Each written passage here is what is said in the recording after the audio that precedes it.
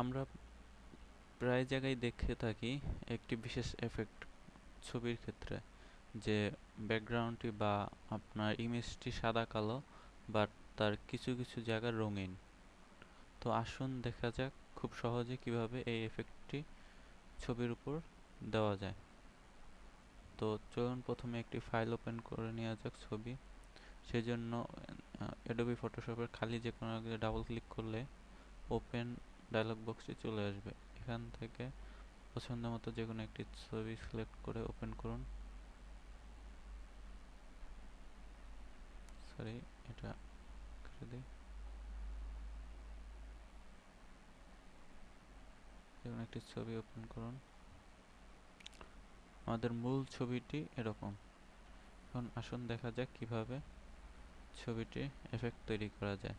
তো ছবিটি আসার পরে আপনারা অ্যাডজাস্টমেন্ট লেয়ারে ক্লিক করুন। এই যে এখানে ক্লিক করে ইউ ক্লিক করুন। দেন এখান থেকে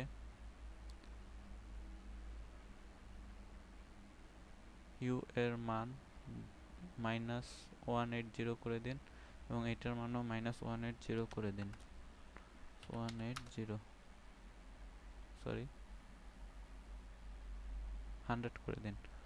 -100 করে দিলে ছবিটি সাদা কালো হয়ে যাবে। তো এখন আমরা যেসব জায়গা আলোকিত বা রঙিন করতে চাই সেসব জায়গায় ব্রাশ টুলের সাহায্যে আমরা ড্র্যাগ করি।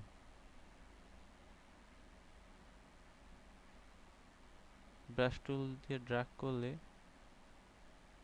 আমাদের ছবির শুধু ড্র্যাগ করা অংশটুকু রঙিন হয়ে যাবে।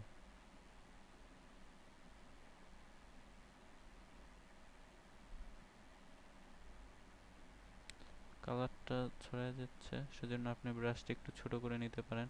ব্রাশ ছোট করার নিয়ম হচ্ছে ব্রাশ রাইট বাটন ক্লিক করে ড্র্যাগ করে ছবিটি ছোট করে নিতে পারেন।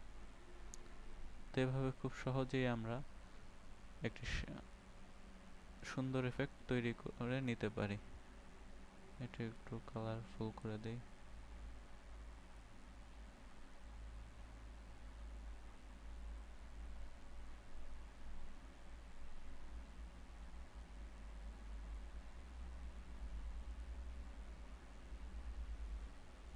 দেখুন কি সুন্দর একটি এফেক্ট তৈরি হয়েছে।